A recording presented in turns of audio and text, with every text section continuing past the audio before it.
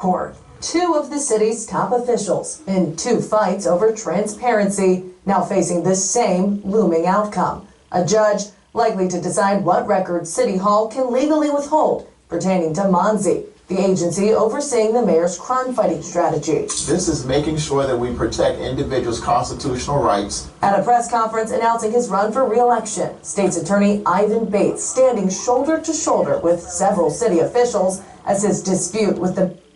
That's it. Ivan Bates is standing shoulder to shoulder with several city officials, each one an elected official. You know what? Let's take a look at who he's standing with. Now, why would Ivan Bates be standing next to Belinda Conaway? $1.1 million missing, unaccounted for, of taxpayers' money. Lawsuit against Belinda Conaway and Sheriff Cogan's office, alleging civil rights violations, kidnapping. Paris D. Smith held illegally for 3 days. Her husband went to Xavier Conaway's office to find his wife, and they told him that she wasn't there. Sheriff Cogan, office paid 94 deputies 3 times their overtime and kept citizens and employees locked in a courthouse at the threat and during an anthrax threat. And at the end, there he is, tearing the tutu. You got Belinda, Monster and the Moo and tearing the tutu. Xavier Conaway. No audit for a $35 to $40 million annual budget. Nothing. Lawsuits alleging discrimination, harassment, retaliation, 80 violations, cover-up of fees, overcharged fees, paid to the circuit court by the mayor's office. Wow. City council for over 20 years? So this is who you're standing side by side. Monster and the Moo tearing the tutu. Who is giving you advice? Ivan Bates. I called Ivan Bates' office. I called because I wanted to find out. I got a picture. Came in and I saw Ivan Bates standing right next to, right there. She's right there with you. The Monster and the Moo. Belinda Conaway. $1.1 million. Office of Legislative Audits. Went in to the Register of Wills office and $1.1 million.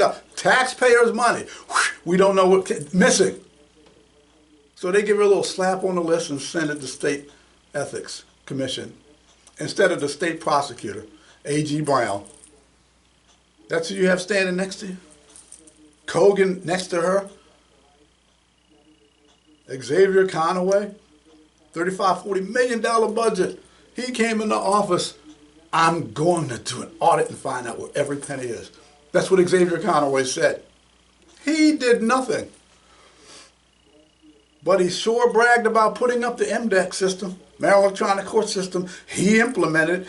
He put it up. He sure bragged about that on WOLB 1010 radio, 1010 AM, Carlton Douglas show, Jason Rodriguez, Meet the People, bragging.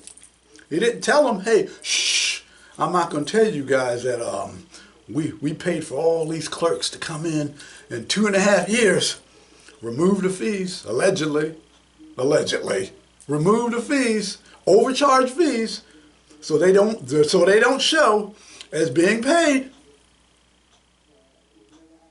20 years, over 20 years. Where'd all that money go? That's millions of dollars, millions and millions of dollars. Gone. But you know what? Ivan Bates, he wants tearing the tutu. Word I hear, he skips around that daggone courthouse. Under that suit is a tutu, probably. And underneath her little outfit is a moo. And that's what you want to hook up to? Who are you getting your advice from, Ivan? Are you getting your advice from former convicted drug dealer Hassan Giordano, who you put in your administration? Is he giving you advice because he's close to Sheila Dixon, who's your mentor? You getting advice from Sheila Dixon and Hassan Giordano? Are you? For your political campaign? And you're going to go and make your announcement with what I would call vermin standing right there with you? Not a good look. Birds of a feather, Ivan. Birds of a feather flock together. I'm Sean Sims, host of the Outsiders podcast. getting the information out. You need to know about your elected officials and what they're doing to you and what they're hiding. God bless. Take care.